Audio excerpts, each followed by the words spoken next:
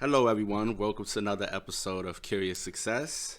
My name is Rasheem Palmer, one of the key contributors. My partner Simba could not be here today, but nevertheless, the show must go on. I have two wonderful guests today. Our topic is We All Bleed the Same, Part 3. And like always, just giving a little background on myself. I currently work within the nonprofit field. Been working in that field for 10 years. And my background is career development and mentoring. So I'm going to pass it to my right. I'm Louisa Conklin. I'm in from Boston, Massachusetts today. I share a bit of my career history with Rasheem. We worked together in a nonprofit, Streetwise Partners, for my tenure there was about 2 years. And I currently work at Bond Brothers, a general contractor in Boston with regional offices here and elsewhere in the Northeast. My name is Raven Gilbert. Since you said where you're from, I'm from the Bronx. I am. Why are you saying it like that? Relax. What? Rasheem, you always say. I say it with pride. Okay. Calm down, mommy. I'm from the Bronx. I'm a recent college graduate. And since I've been home, I've had 2 jobs. So I started off as a recruiter, did some nonprofit work. I worked at a charter management organization. And now I currently work at the door with Rasheem. And I provide direct service to young people, and I help facilitate a job readiness program. Dope. So what is your background? Oh, I'm sorry. So I'm mixed. My mom's family is half Cuban, half Dominican, but my mom was born in the United States. And my dad's family is half South African, half German. And Louisa? I am a Caucasian woman from suburban New Jersey. Okay, thank you. And as far as I know, my family is from suburban New Jersey, like 5 generations. We're pretty, suburban. All right. So once again, the topic is We All Bleed the Same. This is actually our third. I believe it's our third one of this series. We might go to 20. Pretty much, it's talking about today's racial climate and whether or not it has evolved. So starting off with our first question. Who is the recognized majority presently? Has that changed from the 90s to the 2000s? Either one of you ladies can go first.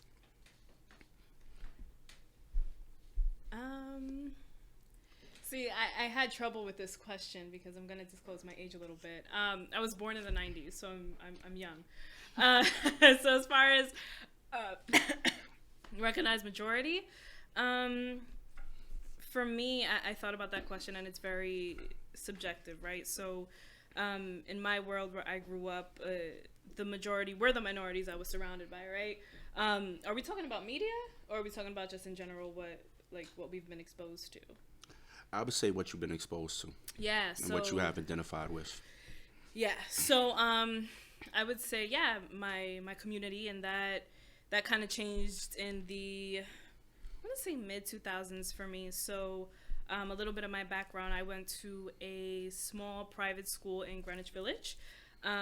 Majority of my classmates were Caucasian. So I would say 50%, and then the other 50% were minorities, like whether that was Black or Hispanic or Asian. So that kind of changed a little bit. And then as I went on to college, I went to a prestigious university down south. Then it was really predominantly white. So I've kind of like fluctuated, but as far as what I identify with, I would say the minority population. Okay, but who do you feel is the majority? The majority in that? No, the majority nowadays. Nowadays, like in general, so it's not subjectively. Just in general. If we were saying, okay, for someone's perspective, that they were saying Caucasians were the majority, all right? Nowadays, or just saying from when you started identifying with who the majority was, do you feel like there's been a change? Do you feel like Caucasians are the majority? What is your perception? Yeah. Thanks for clarifying. So I would say now, like 2000s now, I would say Caucasian just because of the realms that I'm in, right? As a college student and going into being a young professional, I would definitely say Caucasian. Okay. Louisa? Demographically, white people are the majority. However, I think we're now we're seeing that that white people are, just in terms of birth rate, a minority majority. So we're a majority that, starting in I think the 2000s, comprise fewer than 50% of the birth rate, which is interesting. I think I grew up feeling, not noticing that I was part of the majority, because I think it can be very invisible when you're white surrounded by other white people. I am from a pretty diverse corner of the world. New Jersey, Essex County has a lot of mixed townships, and a lot of townships in my area are sort of abutting each other, that are like my community was definitely majority white, but I live on a block. I'm from a block which is Glenridge, East Orange, and Bloomfield, New Jersey. East Orange is predominantly black city, and Bloomfield is, I think, very mixed. So I came from a diverse corner of the world, but we're separated by townships. So my experience was being surrounded in my day-to-day interactions by white folks, but also interacting in my neighborhood and like day-to-day life with a pretty mixed population. Okay. And I guess I would add that I hope that the demographic shift, and I hope that the move towards cities makes that more of everyone's experience, because I think it's a good experience. If we can break down the barriers between townships, I think. It's kind of interesting, because when I thought about that question, I was thinking of where I live. Living in New York City, which is kind of like a really open city. You see a lot of interracial dating. You see people that could probably be a little bit more free-spirited or open, liberals, whatever you want to call them. Mm-hmm. And then I'm thinking, like, what about other parts, like in Nebraska? Would you see a lot of interracial dating? And and so it's just like certain parts of America where you're like, I don't know. I've never been to Nebraska. What about in Omaha? What are they doing down there? But I feel like, yes, Caucasians or white people are still considered the majority within America. However, I do feel that I feel like it has evolved, because it's being accepted more now, the fact that people are interracially dating, mm-hmm. And are marrying and having children and so forth. So from that standpoint, I feel like it's evolving. That also leads to more of a conversation about that, whether or not there is an interest. They're like, you know what? She's kind of chocolatey, and I like that, or whatever. Could be that person's perception when they're like looking at that person, like, you know what? I never considered this person attractive, but he's kind of sexy, or she's got a big booty. You never know. But that's where I feel like it's kind of like going with the transition of, or the acceptance of interracial dating, So that would be my answer to that. Do you see that as the, I don't know, the thing that's most emblematic of the majority shifting is dating, coupling? Yes. In a way, it's like you kind of say like sex sells, but it's like if you're taking it within that aspect, because now it's like you're paying attention more. So if that was probably the first feature, or the first thing that a person saw that attract them to that other person, like their race, like and then it was allowing them to let down their guard more, be open to a dialogue, and some aspects is like, I feel like that could definitely be one of the main drivers. Doesn't have to be the only driver, but I feel like that could probably be a main driver. Yeah, but then I also feel, in the example of dating, and this is something that I've heard and that I've seen, is like people saying, yeah, I'm attracted to this, like if it's like a white male, right? Like this black woman, like not opening his preference to all black women. It just happened to be, he was attracted to her, she happened to be black. You know what I'm saying? So, yeah, that was my thought on that. Like, it's very like, it could also be very relationship specific versus like, I'm opening my preferences. Okay. So, yeah. But there's also, I've seen and heard from some women of color who I've talked to about dating just being sort of fetishized for your race. Like, oh, I want to, like, now I'm into black women. And that's a little bit, I think that's kind of reductive. Mm-hmm. But looking at an individual and saying, oh, that person's really cool and sexy, and I want to get in that person's life. Like, but, I think that's like maybe more of an, I don't know. But it's just a mixture. Overall, it's like there's more of an attraction to the minority, and so, and that's Black, Hispanic, what else? We want to say Asians. Is Asian even considered a minority? I don't know. Yeah, absolutely. But people within of America, color. Yeah. So the second question is the majority influenced by money or status, or is it just based off a larger group of people and their race?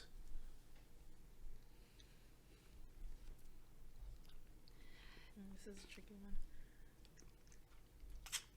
Does that make sense? Yeah. I think I might need a little help parsing that question. So when I was thinking of this question, because like if we're all in agreement saying that we feel Caucasians or white people are the majorities in America, right? So is that based on just there being more people, or is it focused on influence, status, and so forth? I always assumed that white people were that white people are, I mean, they're considered the majority because of numbers, but I feel that we have maintained that through political and economic control.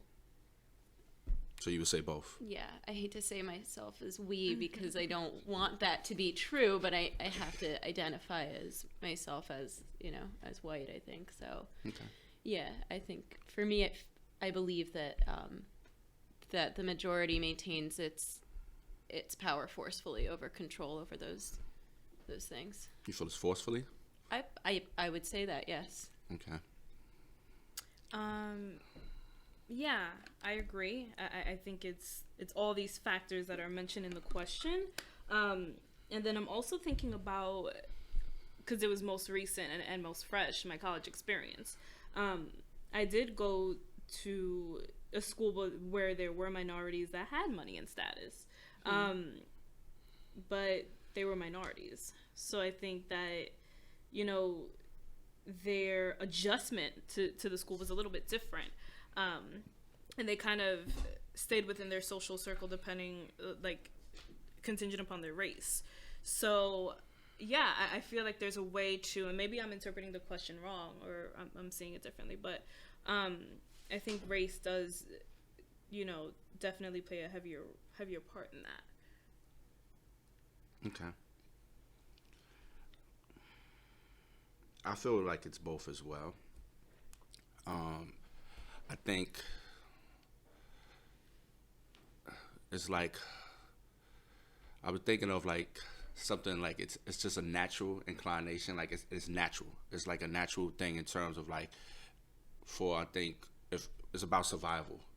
So it's like like these certain resources need to be kept.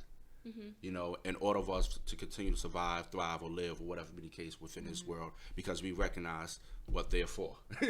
And everybody wants these resources. So, of course, for the group that's considered majority, of course, they're going to want to make sure that they hold on to those things. Yeah. So I feel like that both pretty much plays a part when it comes to that.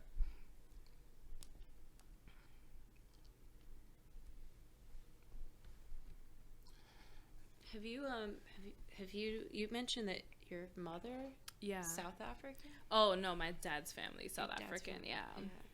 Have you been there? Yeah. So I studied abroad there. Little bit of additional context there. So my dad had passed away, but my uncles had moved here along with my dad when they were younger. But the rest of my family stayed there. So I really didn't know anyone. I was kind of just confined to my grandma, my grandpa, my uncles. That was it. And then I went, and it was great. So I went with a cohort of people, like we were in this specific program, and like I met people from all over the US. But I think what was particularly interesting and special was that I met my dad's family for the first time, and not only were they like amazed at the fact that like I was American and like my experiences, but also that I was just so unlike them but like them at the same time. And when we would go places, it was just like, oh my god, she's American and like she looks nothing like you. But yeah, it was very like beautiful experience. Versus like it really depends on who looks at me. So in my community where I live in the Bronx, it's primarily Black and Latino, but people that see me are like, oh, she's Hispanic and like she speaks Spanish. Yeah. So which I do, but in certain communities when I went to school down south, they were like, you're Spanish but like you could be something else. So that was very interesting, and definitely going to school down south made me hyper aware of my race in ways that like I wasn't before, just because of where I came from. So yeah, but it was beautiful. I can't wait to go back. Yeah. How old were you when I went abroad? To Africa? Yeah, I was 20. Did you feel like there was a shift in terms of minorities and majorities? Yeah, so what, you know, when people think of Africa, they think of like, oh, did you go to school with like a lion walking next to you, which is like outrageous. With Simba. Shameless plug. But in terms of a shift, I think the cool thing about South Africa is that it's very, not Americanized, but it's very like modern. So it's like you don't even feel like you're in like a third world continent, or like most of the continent is poor. But they were so open, and I think when a majority of my friends, like later on, I spent 6 months there, a majority of my friends became South Africans. I think I just kind of wanted to really delve into that experience. They never saw me as American, they just saw me as South African, but I was just mixed. And the cool thing about it is that not only were there like native South Africans that like, you know, have their history and roots there were like a lot of Asians that started businesses and lived there. So it was such a melting pot that I didn't experience a culture shock. Like I didn't feel out of place, and neither did anyone in my cohort, and we were all American. So it was pretty cool. Dope. I wondered, because I went a few years ago, but I didn't spend as much time there.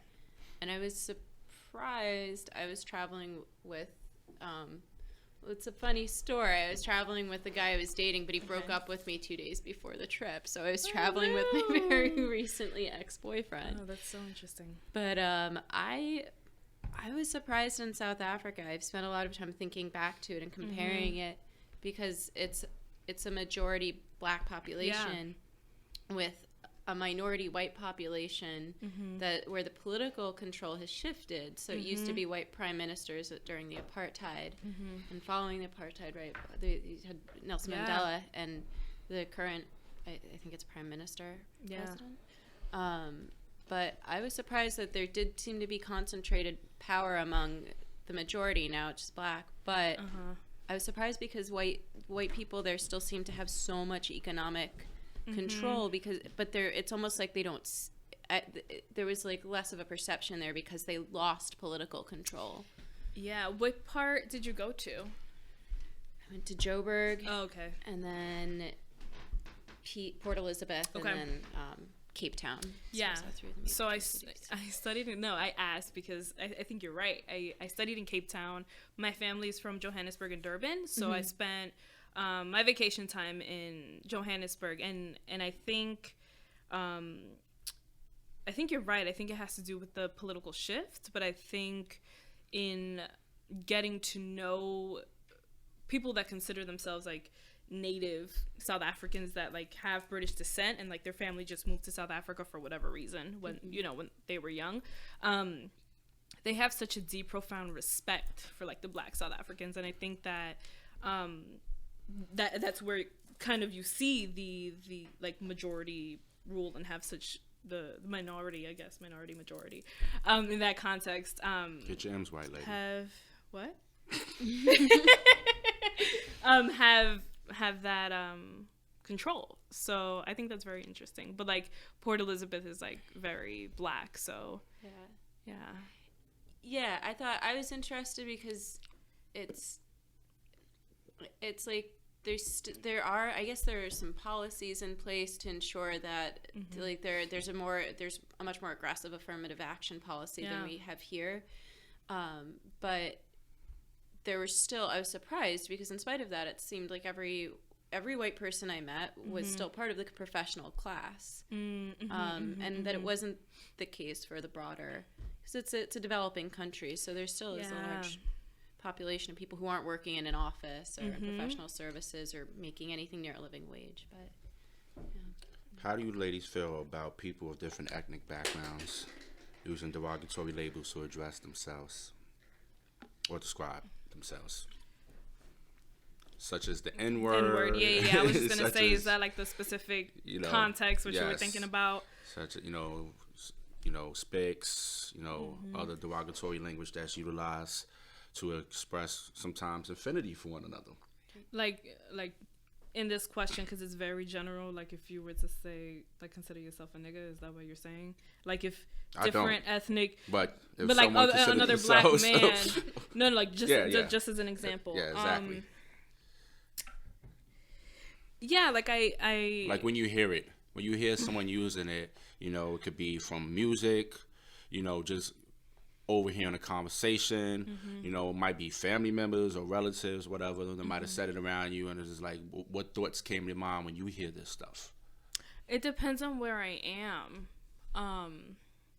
If I'm home, like New York, uptown, it doesn't really bother me. And I'm thinking specifically of like the N-word, because that's like a camaraderie, that's like a brotherhood, that's like you're in our crowd. But like I know the question says like different ethnic backgrounds, but I think if like I was down south and this is like a real example. So like they saw me as Hispanic, and a girl told like my roommate at the time, like her mother's nothing but a Spanish spick who doesn't speak English. Like we were in like the same cafeteria table. Like I got very upset because this is a girl, obviously she was a different race than me, that she made that comment so aggressively. And so like she was so sure of herself. So I think in that context, and given where I went to school, I got very defensive and very upset. So I think if it's somebody that knows me and understands me and is like from my hometown and we have that relationship, then cool. But if it's like an outsider, then like, yeah. Okay. Louisa? Honestly, I've never heard a white person weigh in on this with any kind of response that didn't make my skin crawl. I feel like it's not for me to say. When I hear it in a song, like I love Kendrick.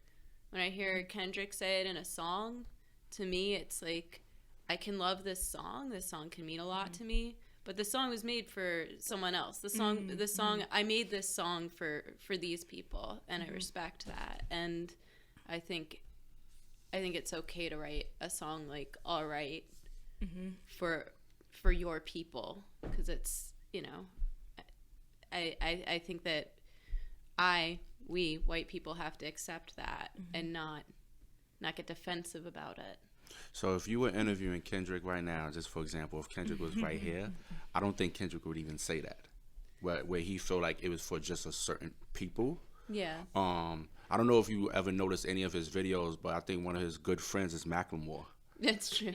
So, and I know, especially when you can say, I guess now have that, millennials. I'm messing with you.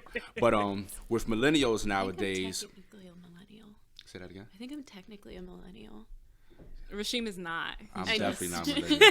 All right, whatever. You two are millennials. All right, whatever.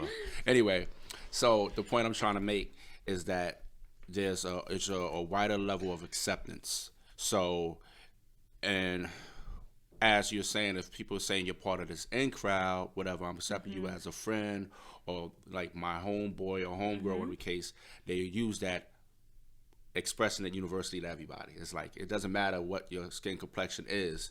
You know, they can say that term and they mean that for everybody. There was a hip hop artist, I think, what's his name? Kevin Gates. No, not Kevin Gates. It was another hip hop artist, I think, from Chicago. Might have been G Herbo or whatever the case. And he was talking about in the interview how he was rapping his song and it had the word in it, and then it was like a bunch of people of different backgrounds just singing along and they saying the N word, they doing whatever they doing in the concert, and everybody was just accepting it. They was enjoying the song for what it was because the song is made of multiple words. Yeah. So it's not just that. You know, not just that derogatory label or, you know, on my perspective to it, but, you know, even, you know, for someone else where they're looking at it just a term of love or whatever be the case, you know, or the person can really be pointing out certain people's level of ignorance, you know, by utilizing the term. So I think it's, you know, and using like, and just going back to the point of like a Kendrick Lamar, like that music is meant for everybody, you know, so I don't, you know, but of course he has to talk to his people as well. You know, but I feel like it's both when it comes to like that form of expression. I think did we go away from the question, or we were still on the question? We started talking about Kendrick, but I think with that song, that was the song that I always interpreted it as a response to police violence. I agree with that as well. I do too, yeah. And so, and I think that the presence of the word helps it identify. We're like, this keeps happening. We're gonna be all right. Like we, you know. Just as we always have. And so when I listen to it, I think, you know, it moves me profoundly, but it moves me as a witness, not as an experiencer. Yeah. And I get that. I definitely get that. Yeah. It's interesting because Raven and I, well, we still work with youth at in our jobs, and it's like it's always interesting to hear them talk and express themselves. And I was talking about this in a previous podcast about how a lot of them, when you like survey them and ask them like, do you read? And a lot of them like, no.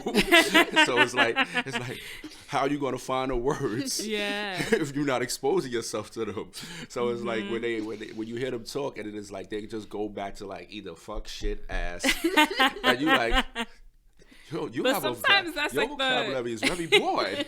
But sometimes that's like the ultimate form of expression when you don't have the words. Like, they work it out. I'm like, okay.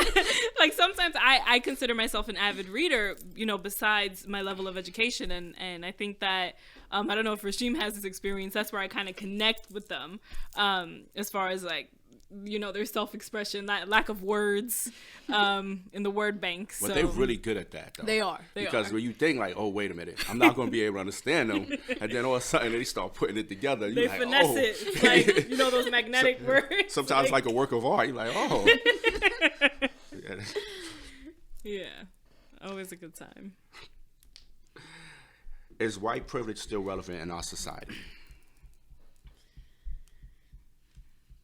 Either one, you could go first. Can you expand on like privilege? Like that's such a, like, I guess like white in front of it kind of makes it more clear, but what do you think like, is privilege? Like what were you trying to get at in this question? Like just race solely? Well, based on the complexion of that person's skin, are they allotted certain resources over others? You know, if that's clear in terms of asking that question. I definitively think so. I believe so. Probably wasn't until like embarrassingly late that I came to recognize that. But like one example is I had a flat tire a few weeks ago in Boston. So I was pulled over waiting for AAA to come, and I saw a black man get pulled over across the street, and the cop was speaking to him in a way that I couldn't imagine a cop speaking to me for a traffic pullover. Just so aggressive, like fighting words. And so I was watching from across the street, trying to figure out what had happened, whether this was going to escalate. I did notice that there were two women also across the street who were watching, like standing right there with like phones ready and stuff. And it as far as I know, it resolved itself in a citation, and the guy left. But I was just struck by seeing such a contrast in the way this guy was spoken to. And I've had one moving violation in my life, and I was driving I was 20, and I was driving over 85 miles an hour, I think, when I was pulled over. So if anyone deserved to be screamed at for being reckless and about to, like homicidal driving, it was me. And I was spoken to very respectfully, and I wondered whether this is a common experience, and I thought, it must be, because look what keeps happening. So that is one, but that's a very extreme example. I think there are subtle examples that play out all the time as well. So. I would say yes, because of my experiences, like I mentioned earlier, and how that has changed. I considered myself, when I was younger growing up, privileged, right? So I always compared myself to people in my community. My mom, she was a single parent, but she has a master's in social work. And if you look at people in my community, they don't even have, a high school diploma, right? So as far as in that context, me and my older brother, we've done well, we are privileged, even compared to members of our family. I think where I became aware of white privilege wasn't even in high school. I think there's a certain, not swag, but attitude or maybe understanding of, the Caucasian people I've met Northeast, that, they have this openness, and it could even relate to the diversity we see, even in Boston or New Jersey or, Connecticut or New York, versus again, down south, where everything is very black and white, and I think that's where I felt it, the white privilege. There are times I would definitely go into the financial aid office and be like, I can't afford this, and then the person behind me who was Caucasian, everything was settled, and I really had to push my way through. So I think for me, it's very contextual, and even coming back home and the work that Rasheem and I do, I feel in my professional realm, I feel we are very privileged. I think we're privileged in looking at our staff demographic, but also the young people we serve. They look very much like us. So so I would say for me it was very I can't look at this question very broadly, but I can look at it based on my experience very contextually, where I am at a certain point in time. Has corporate America diminished in power? Do y'all know what I mean when I ask that question? This is it's a little bit heavy, so can you unpack it a little bit? Okay. So when I was thinking in terms of, is it the big businesses that's really driving, in America? Are they really the driving forces in America, or has that transitioned to a new group of individuals? Some people always feel like it's the government for everything. It's the government, but it's it hasn't shifted more towards corporate America, nowadays. But then you have these corporate companies who, what was it, not Lehman Brothers, but it's you got these people who are just raping the system, and for all its money and all its Goldman. worth, Yeah. And that's the first one I thought of. Goldman and stuff like that. But when you think about that, it's but yeah, I was thinking has there been a diminishing in power, over the last few years or whatever, this corporate America still, are in a position of power. What are your thoughts? I don't know, because there was an article that came out yesterday. I was thinking about this question and I was like, what am I going to say? Because I think I am a young professional. So, my perception of this is very different, but I think that the article I had seen, I think it was like a Boston newspaper or something. It was recent, and it said it said corporate was you America. Fake stalking Louisa? I knew she was coming No, from no, Boston no, no, and no, all no. that. I was just like corporate America power.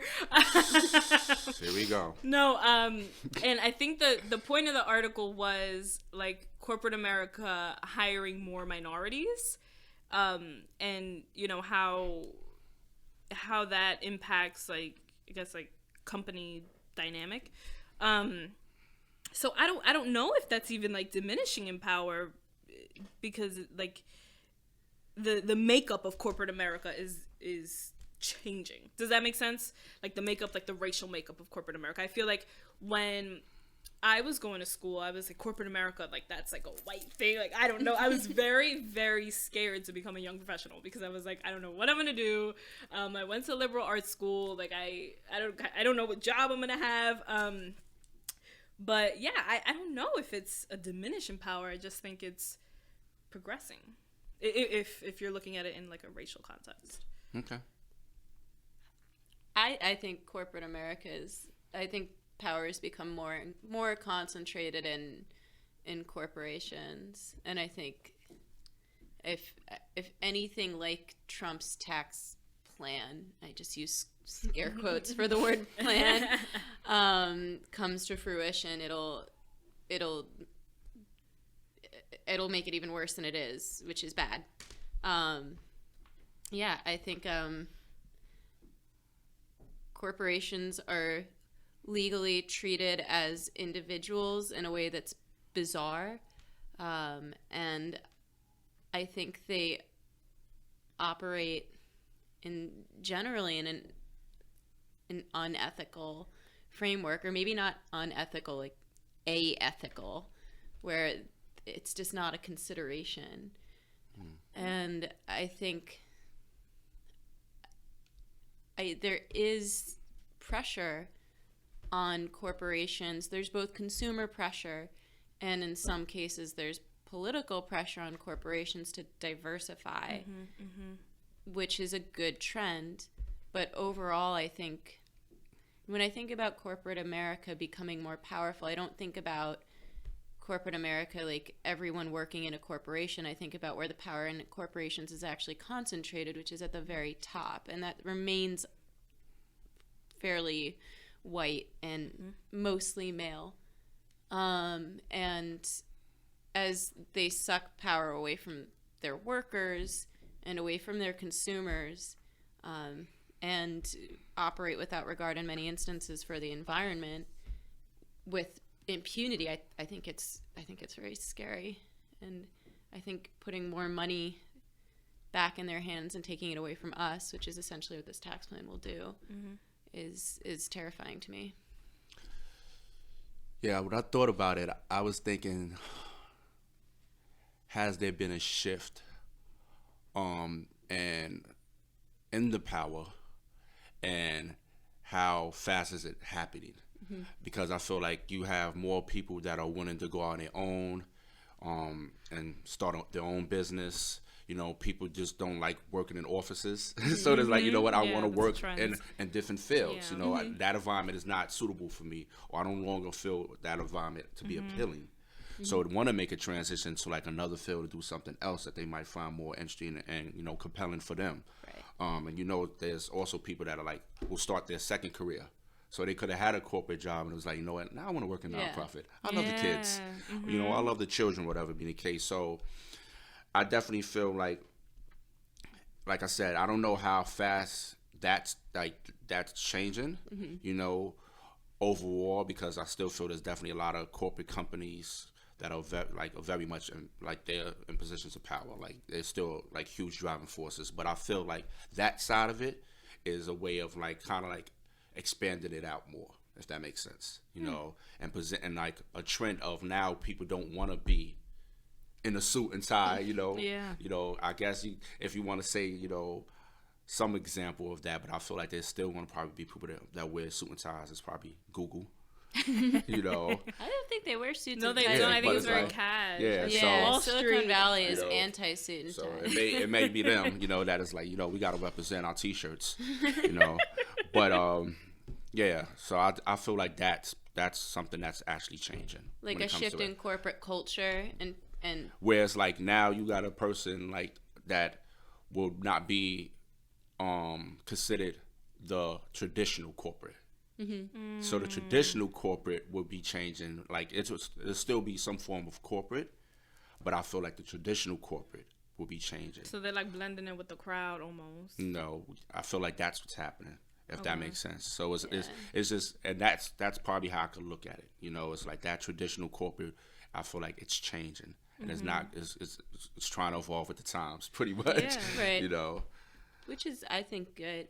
I mean, especially in New York, there's an expectation for people to work ridiculous hours for not enough money, and working a 60 to 70 hour work week for a salary that doesn't really constitute a living wage in this insanely expensive City, for sure. city is something that I would definitely take a stand against, because I think when you're outside, you think that if you get into a corporation, you're set. If you work for a large company, you'll be making enough. And that's, I think, becoming less and less true. But the labor expectation is also, I think, growing. But I think what you're saying is that people are coming to challenge that and challenge the culture of being like the rigid culture that we used to associate with white collar work, right? I think that's just also just coming from just the conversations that people are having, like, Yeah. and they realizing what other interests they have. Yeah. And it's like, okay, I don't want to do this. That's not what I aspire to do. I want to do this. Right. And a good example is the conversations that I feel like we have with the youth that we work with. Yeah, millennials they, too. Yeah, we're all about starting our own businesses and like this glamorous like life of like financially surviving on our interests. I think that's very interesting. And I feel like there is a challenge from them, to going the traditional route, pretty much. I'm not going to go the traditional route because I'm going to go this way, Mr. or Mrs. Yep, Miss. Miss.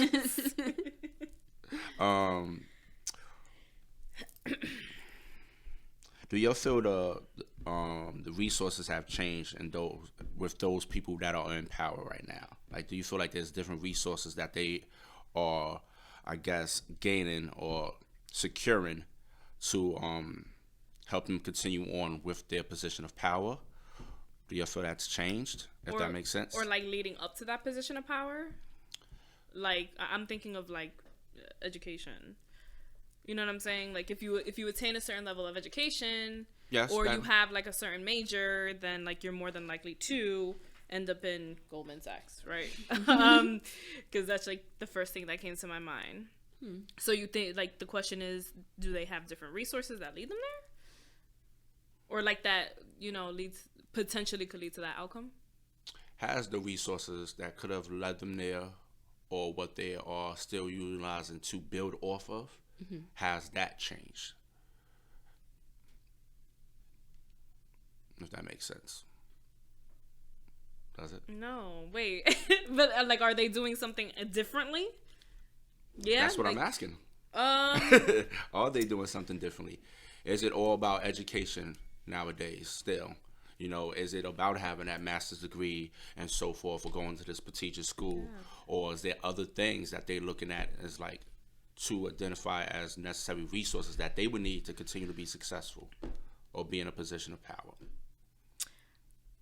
When I think about this, like the way you frame the question, I think about people I went to school with that went to business school and like just like ended up at Goldman Sachs. Like this is a very like real example. The only thing that I thought she did differently, and it could be like the nature of her work, is the networking. Like her networking was like superb. It was the people she was meeting. It was the people that came, because where I went to school, it was a pretty reputable business school.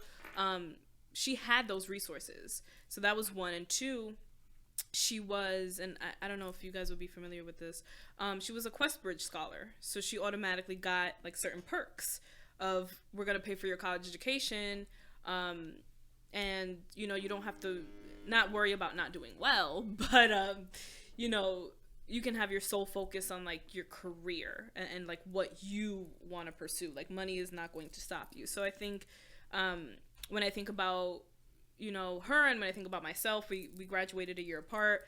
Her networking looked very different than mine. And she's a year younger than me, and she gets paid significantly more. And yeah, that can do with her field, but I also think it's who she knows. And she got like a promotion within like a few months of being there. So I think networking, who she networked with. Okay. What are your thoughts, Louisa? I think there are roads, like, what is the Questbridge Scholars you mentioned? Yeah. So, really brief. Like, I applied to be a Questbridge Scholar. I didn't make it. It's like you do like several rounds, and depending on like where you fall in the rounds or where you get rejected, you still get certain perks. It's like college prep. Okay. So like you apply in high school, and if you become a finalist, then they place you at a really reputable, prestigious institution. Okay. So like I had gotten rejected, I think, at round 2, but they offered me like a summer program at like Stanford or something. Okay. That I ended up not pursuing. But this particular person I'm speaking about, she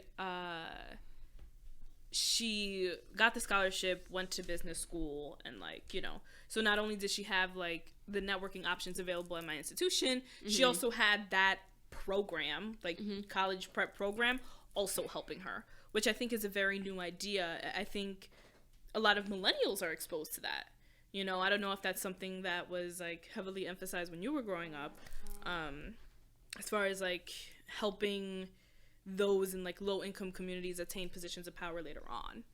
So yeah, I think that programs like that are, I mean, it's hard to see how you can go from, I don't know your friend's background, you didn't mention, but it's hard to see. I assume that this is a program that focuses on people who are low income. And people of color. And people of color. So if you're from a low income background, I think it's hard to get into college in the first place. Like there are a lot of barriers, and I think it's partly like the white privilege that we talked about before. Yep. It's about how educational resources are spread. But I mean, yeah, I think it's possible if you're looking at power as like how like getting into a position like that where you can start climbing the ladder and hopefully for your friend make a lot of money.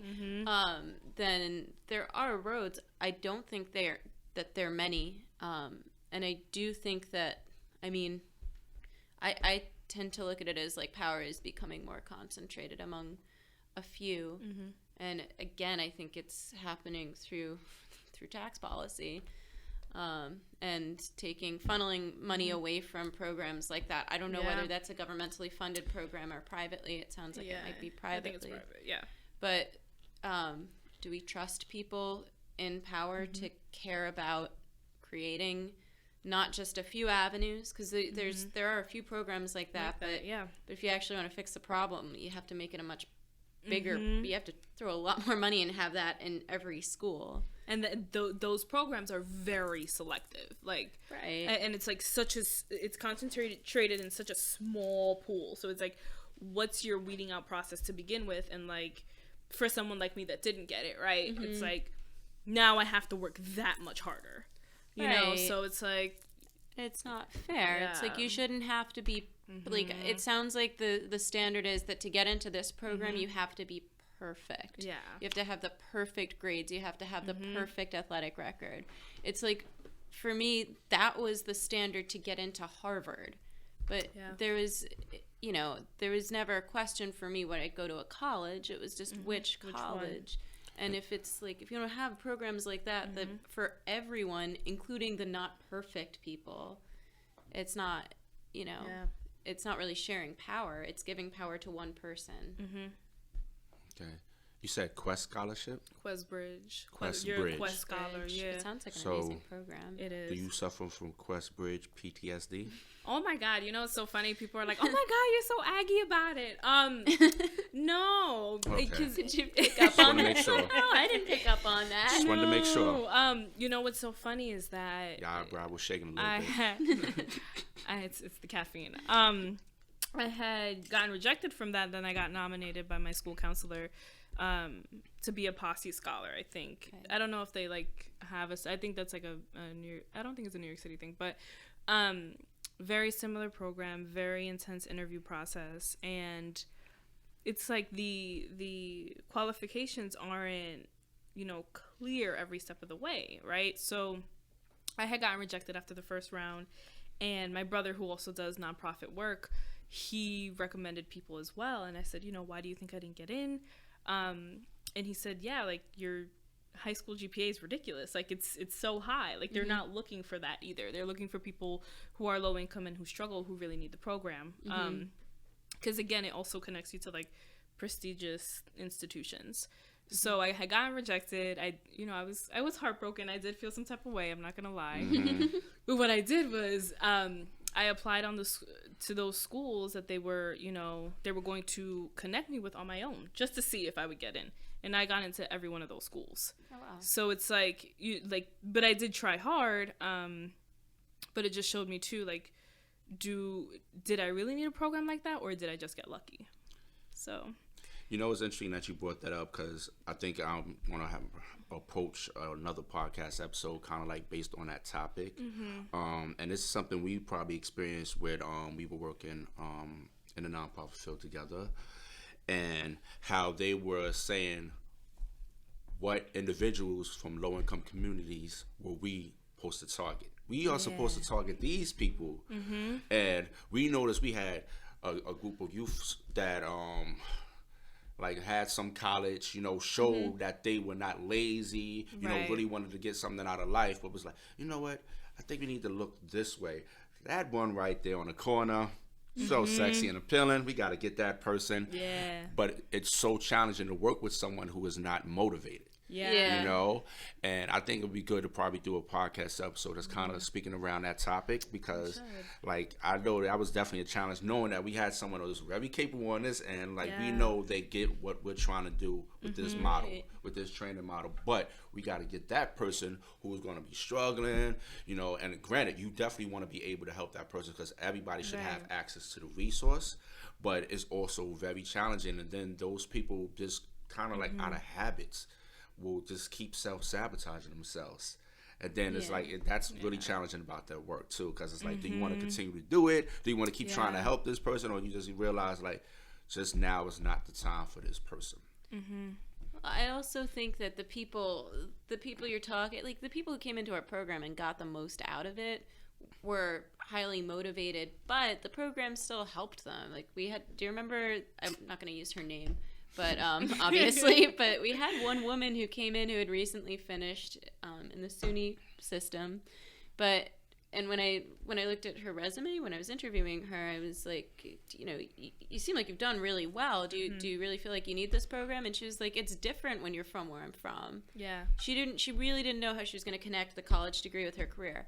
And while she was in the program, she had applied to and gotten into 2 finance programs. One was at Long Island University, which I'm sure is a great program. The other was at Harvard, and she got into both, and was honestly like she spent a lot of the program working with her mentor, who was amazing about not just pushing her to Harvard, which is what I would have done, but letting her consider and unpack the pros and cons. And she decided to go. It was hard for her to go, I think, go in that setting. She knew it was going to be challenging, and she knew she might feel uncomfortable at times, really out of her comfort zone, but she decided to, and I don't know where she is now. I hope she's doing incredibly well.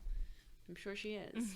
But it strikes me that like our program was really good for people at a certain point. I think we need to figure out what other programs are there to help people find their motivation. And there's definitely programs out there that concentrate on that. When you have certain programs that just based on their training models, or it could be at a higher level, where it's like, okay, you can't just automatically accept someone that we know needs to do a pre-training to that training, But anyway, it's another topic. So politics. So, do you feel, with Hillary Clinton not being elected or not winning the election, do you feel like that's an issue with the acceptance of women, to seek that a high level of attainment? Do you feel like it's some form of sexism?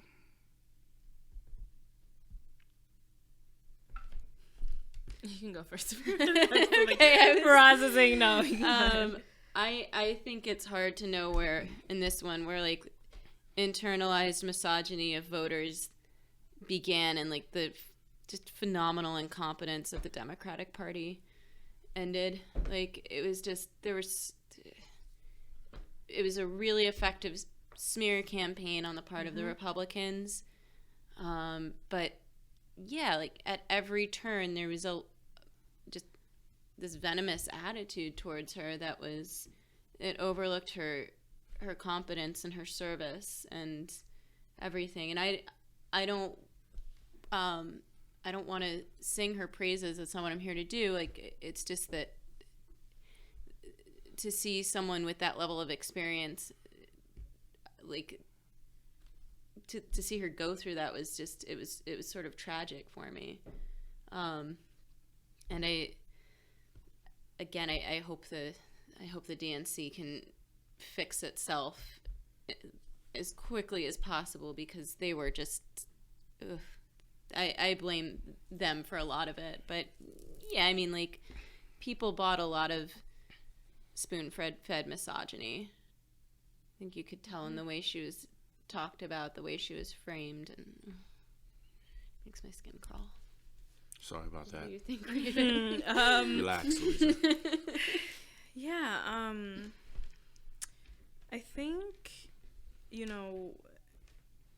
I've heard different things. I think that there are people that, did vote for Trump, like for whatever reason, if they really backed his policies and really believe that he could make a change. I've heard people say, maybe he'll surprise us. Maybe, he will do good things. So I don't know, I don't know if it's like a sexism argument. I think it goes back to custom as well. Like we had Obama, who was like the first black president. I think that was also a shock for a lot of people. So I think, to automatically, to have him finish his term and then to kind of now go and make the shift and say, oh, now we're going to potentially have a female president. Maybe people were fearful of like not knowing how it would play out. So I don't know. I think it's a lot of, I agree, the misogyny. I think it's also a lot of custom too. And I think about other countries. I think about South Africa too, like about the fear of apartheid and like the ANC and like the role that played. And like, even if, people in South Africa had a shitty president, it's still a president part of, the party that ended apartheid. And that's the priority right now. So I don't know. I think there's a lot of gray area with this question. So it's like, are we ready for a female president? Does it have to do with the fact that she's female? Like, there's just a lot of gray area there. I think it was a close enough election. Well, it wasn't a close election. Yeah. She won by 3 million votes, right? She won the popular vote. She won the popular vote, yeah. I think a better managed campaign would have, like I really think a better managed campaign would have put her in the presidency. But I also want to add to that, like, we not only had, like, the first black president, we had, like, the first president in a long time who was both successful in terms of domestic policy, and because we started with a really terrible economy and ended with a very strong economy. And that's how much the presidency has to do with it is a separate question. That's usually the benchmark that people use for evaluating a presidency as they're considering the next vote. And also that he had no scandals. He had like no personal embarrassments, and people liked him. He was a respected statesman. He had a pretty successful presidency by all accounts as evaluated at present, and people's legacies tend to improve.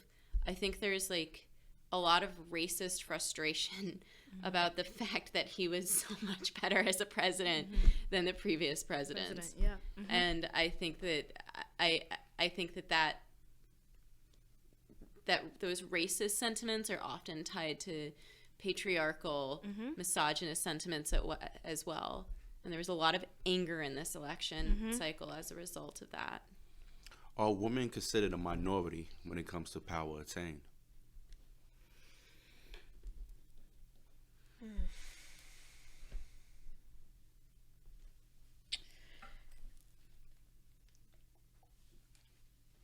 Levels of power attained, or that could potentially be attained as well. Like, does that make sense? Yeah. Well, levels of power attained, you only can get so high. Okay. If we use an example of, because this is piggybacking off the question about Hillary Clinton's election. Yeah. Election campaign and all that good stuff, and her run for president. So it's like, do you feel like there's a limit? There's limitations on that. Maybe in certain fields you might, this person's the head, but do you feel like for example, the presidency, historically we know there's been Caucasian males. Yeah. There's a minority of 0 in right? presidency. But could that not only be looked at in that particular field? Is that something that probably can be looked at across the board, depending on different businesses and so forth? Yeah, women are definitely a minority in leadership. I mean, I don't think it's not a question of perception even. It's just like in most fields, you don't have too many women on the C level. Might have 1 or 2. By chance, like even when I think of jobs I'm considering, and like I look at who's the CEO, who's like the leader of my team, like that was important to me, and I was like, no, not a woman. you know I tried to do the same thing. Yeah. Which is like, not like, I don't know, it's not positive, but it's like what do we do to change that, especially since that's not like the norm, right? So yeah, definitely I do think they are considered a minority. I think it could be like field specific too, like if you look at like outside of corporate America, if you're looking at like someone who's a teacher or like a principal, or like I think of when I'm growing up, like when I grew up, the principals of all my schools were women, but I think that's like that's such a narrow scope. I think about now my college has the first female president, which is great, but how long did it take to get to that point? Yeah. So yeah, I do think that. And education on the high school and lower levels, like pre-college education there are a lot of women. There are a lot of women in leadership positions, but that's a very low-paying field with a high bar of education level. So, like you find a lot of people with. You almost need a master's to be a principal, a high school principal. Now you find a lot of people with master's degrees, and in not, I won't say low wage, but certainly lower than private industry wage. So. Did you want to add to that, Rasheem? Yeah. What do you think? Over there. Are women the minority? It's so interesting because it's like, if you say, for example, the person in power needs to have a face that people will accept, but behind the scenes, it's like you get the image that person is like, that's the face, but that's not really the person in power. So that person in power behind that person could be the woman, but it's like, oh yeah, this male needs to be here. He needs to be the face, so people will be more accepting of him based on our society values and principles and blah, blah, blah. I don't know if that's the case in a lot, if that makes sense. But it could be something that is happening. I feel like it is something that's happening, where it's like, certain things you just need a figurehead, but that person is really not the person with the power. It's the person behind that person that has the power. But I knew it was Michelle all along. but maybe not. But but I feel like that's still kind of like a minority. Like, and that's a way of trying to unpack it some more to see whether or not, like, is there a chance for some level of attainment of power for these women out here? But I got a little excited right there. Yeah, But I don't know. Like, it's just it could just be just a thought, and that's it. Because unless you really know, you don't know. Yeah. Like, if there's even someone behind that person, but like they just need this person to be the figurehead, based on the fact that that person would be more accepted. Well, do you think it's acceptance though? Because I'm thinking to what you first said about like societal values. Mm-hmm. Do you think it's more of an acceptance issue or a respect issue? Like, we wouldn't respect this woman in X and X position, CEO of X and X, Right. because she's a woman, or it's not as therefore it wouldn't be as reputable. You know what I'm saying? Mm-hmm. Possibly. Yeah, and I think that too, going back to the Hillary point, like, even though, like, her history and like her knowledge, her background, Bill Clinton, but it's like, looking at it is just like her being a woman. Does that, like, her respect? Like, would we respect her as like a figurehead?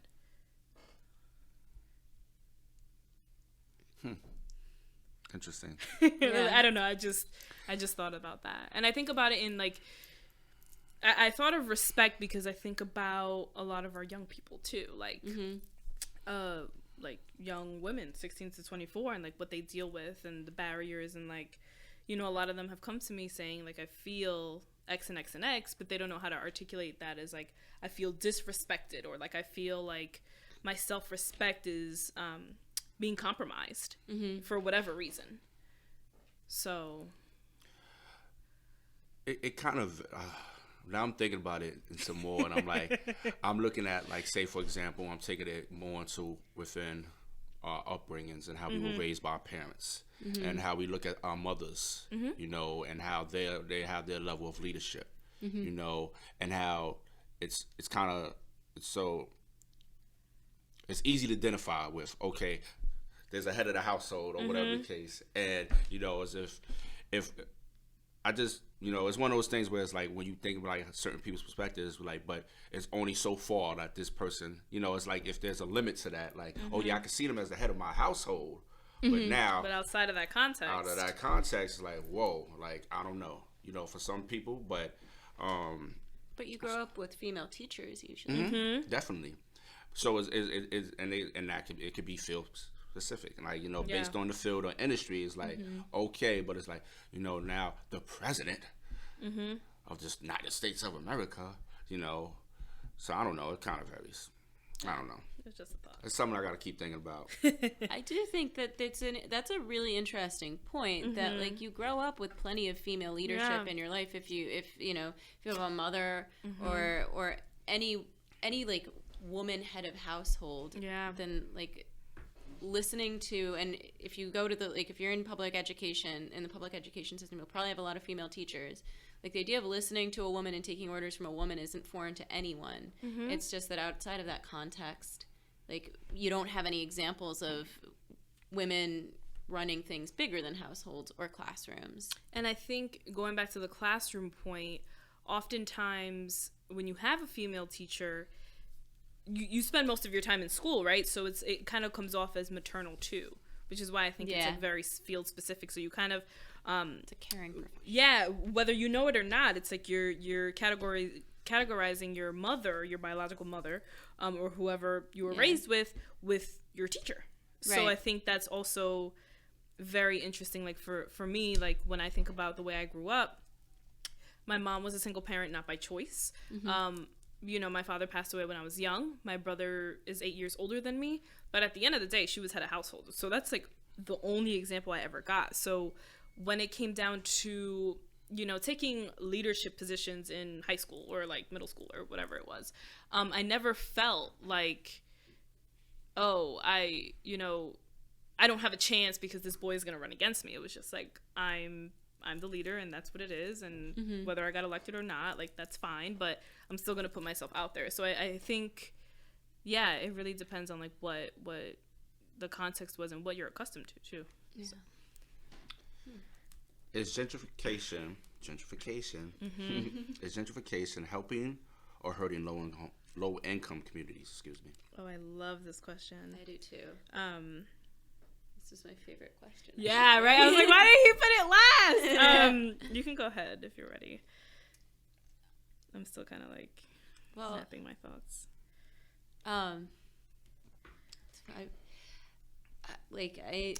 I am part of the gentrifying class, right? I'm part of the trend of suburban, middle class white people who gravitate towards cities. It's the urbanization of this part of the country, and it's happened a lot on the West Coast as well. Probably happened in other parts of the country with bigger metropolitan centers, right? And that's such. I look at it and I'm like, that's such an opportunity. Like, we're concentrating a lot of people and ideas and skill and talent in one place. And how do we protect people who are there from getting displaced? That's like a huge important question. And it falls on me individually. It falls on everyone who decides I'm gonna go to this city and I'm gonna make it for myself. And you have to decide, like, are you moving to a place where you're changing the socioeconomic landscape, and how does that affect your new neighbors, because they were there first? And what are you going to do, like, in terms of like fitting into the social and political fabric of the city you want to move to help it and to help the people who were there before you? Yeah, and I like the end of your thought too, because I feel like I think about Brooklyn a lot, just because I'm from uptown, and like, I don't feel like it's they say the South Bronx, like where we work, is getting gentrified. I don't know how much I believe that compared to like other boroughs. But I like that your thought, because it's like, I don't think in New York City, like, implants, like people coming here from other states are thinking about it like that. Like, how am I going to make my neighbors still feel at home and not displaced? And like, how am I going to contribute to this fabric here? I think that's like not a thought they even have. I think the thought is like, oh, New York City's so glamorous. Oh my God, you know? Yeah. But to add to your point, I think I was having a conversation with one of my coworkers from my previous job who's from Brooklyn. And she was just like, oh my God, why don't you move to Brooklyn? It's so great. My mom's fiance lives in Williamsburg, and like, it's a great neighborhood. But my response to her was the lack of authenticity here. Everything is getting gentrified so quickly. It's like, even where my mom's fiance lives, it's a brownstone. He grew up there his whole life, and like, he feels displaced with everyone in his community, coming in and like making their contributions, or just by their physical presence there.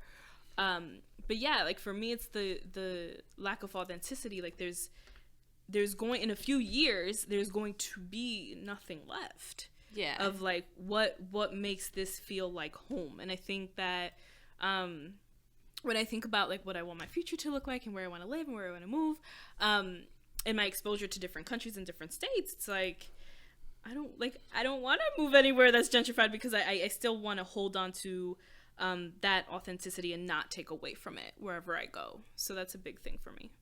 Yeah. When I was thinking about this question, You're from some of the most gentrified communities in America. Now. In America. So probably Williamsburg, right? You're from Williamsburg. Yeah, I grew up in Williamsburg. Wait, you did? Can we go over that? I didn't know that. I thought you were from. You said Brooklyn, but you didn't tell me where. I'm from Brooklyn. I grew up in Williamsburg. Okay. And from Williamsburg, I moved to Bushwick. Okay. I lived in Bushwick for a time period, and then I lived in Canarsie. But I've like been all around Brooklyn, from Crown Heights, Coney Island, so forth. So yeah, I have that. Ooh, got excited there. I have that background growing up in that area, and of course, I definitely can agree with you in terms of actually coming back to Brooklyn and visiting and like areas that I grew up in, and just seeing the drastic change.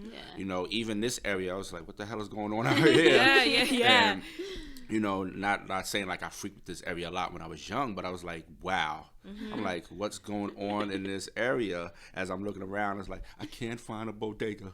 I can't find a regular the store. anxiety And I'm like, too, yeah. I walked in some natural market or something like that. And, I was like, why is he taking so long?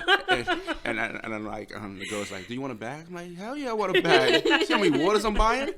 But anyway, it's such a difference. But one thing that, I think is something that I know is true is that because if it was just due to lack of resources and just in these low income communities where it's just like you had the people in these communities tearing the community down, so many people that were motivated, wanted to do something with their life, vacated. They said, I don't want to be here anymore. I don't want to live here anymore. I want to move this way, whatever. And they leave these communities. So they're not really trying to build nothing up within those communities because they hate it so much or dislike it so much. So if you leave an open space available, who's going to come and take advantage of that? And I think that's pretty much how it started happening, where it's like if you're not really doing anything to build up in that community at all, of course, the people, like, you're going to just leave it, and then people who are there who still are really not doing anything, not having any motivation, is like, okay, well, you can just come on in, until you push me out, or whatever happens, because some people just feel like if they were never doing nothing, but they had a aunt or uncle or mother or father that was living in this low income and fixed income housing apartment, whatever the case, like, oh, I'm just going to inherit this, whatever be the case, and do the same thing that they pretty much doing, paying $200 for rent or something like that, but living off the government and all this additional stuff that comes along with that is like, okay, well, then what do you expect to happen? Yeah, but I also think, I do really agree with your point. Like, you're vacating the space for someone to come in, but like thinking of gentrification in the present moment, gentrifying the area is doing that too. And I think about bodegas, for example. Like if you go to a bodega that like a very new one, and a cup of coffee is $3.25. Urban low income people cannot afford that. That's true. So it's like, where are we gonna go now? Somewhere where the bodegas are cheaper. So you're still that moving and displacing and vacating, that's still happening. So it's like, then you just have a community does a 180, right? It's like, oh, there's no until like no minorities or no people that were there from the beginning are left. So it's like, what do we do at that point? Like there's no way to like reverse that or even like create an equilibrium for that. I don't know. Yeah, and it's also like a bodega, it's not like gentrification happens in deserts. It's like, if you look at a city like Baltimore has huge blocks of like vacant houses. So, and whatever activities are going on in there, like if people were to move in and gentrify those areas, it's sort of like, what are you gentrifying really? But like you're talking about Williamsburg had a lot going on. May not have been a place that attracted middle class professionals more like 20, 25 years ago now, but like there was stuff, there were small businesses, there was activity. That's part of what makes a place gentrifiable is to have storefronts that it goes from being a bodega to being a place that sells $8 drip or coffee. like a Whole Foods, or a Whole Foods, so if like, I don't know, I've thought about it, like what can you do? Can you keep franchises from moving in? Like, can you like, I don't know if this would ever happen, but can you grandfather people who live in an area and give them a break on sales tax or something, so that just cut the cost of living a little bit if it just becomes startlingly expensive? Housing regulations. Like, it's interesting, and like I agree with that point as well, because I do feel like from that aspect it's hurting. But I also feel like that's something else as well that I feel is not being done enough. You still have, like, you'll have, like, say for example, if a Whole Foods is opened up, right? And then Junior's, just say for example, just open up the same thing like a Whole Foods, but it's Junior's. Junior's, But it's like, I'm gonna go to Whole Foods because there's a brand they know, whatever the case, and I'm not going to support Junior's. Well, wait a minute. Yes. Junior's just grew up down the block from me. Yes. That's my man Junior. But I'm still going to go to, Whole Foods because Yeah. I trust in their brand. They have something there. But Junior's, even though I knew him, I grew up around him, I'm not going to support that. I think supporting local business and businesses that have been there for a while is important. Making good consumer choices when you move to a new city. Yeah. Being a conscientious. And I think buyer of that's things. that's what keeps the authenticity alive too. Like, I'm still gonna support my local business. I'm not gonna give my not give my support to like a Whole Foods, but my affinity, my loyalty lies with that. Like, that's what I've known. That's what I've grown up with. Yeah. And I think that's what makes the community special. And I think it's even staying on the Juniors example, like that. Like a lot of people that come out of New York City to live in New York, that's also what makes it special. Like, they may not see it, but that's like a gem, like you can see Whole Foods anywhere in New York, but like a Juniors you may not. So, but you're not. That's what you said. Is but people who are gentrifying don't see it, and they like have that. no sense of the history. And they're coming. You come in and like if you're not aware of those things, then you won't even know what businesses to look for to support, or you just want to like, appreciate it, like or appreciate it. Just look for the $8 drip coffee of your choice. $8 drip. Well, that's the end of my questions at this point in time. Great question. Yes. Thank you, ladies, for participating in another episode of Curious Success. Thank you so much for having us. Thanks for having us. If you want to plug anything, you can use this time to plug anything. It could be like your own, website page. You might be blogging. You might be doing something additional that you want to draw notice to. You can plug that now if you like. If not, then I'm going to go on with my plugs. Okay, go ahead. I don't have any plug. Yeah, I don't have a plug for you. Okay, awesome. Conscientious gentrification. No problem. That's my plug. So, of course, once again, to our listeners, you can find our podcast on YouTube, Audio Mac, Facebook, and any other SoundCloud. We're still working on expanding, so I definitely look forward to your support.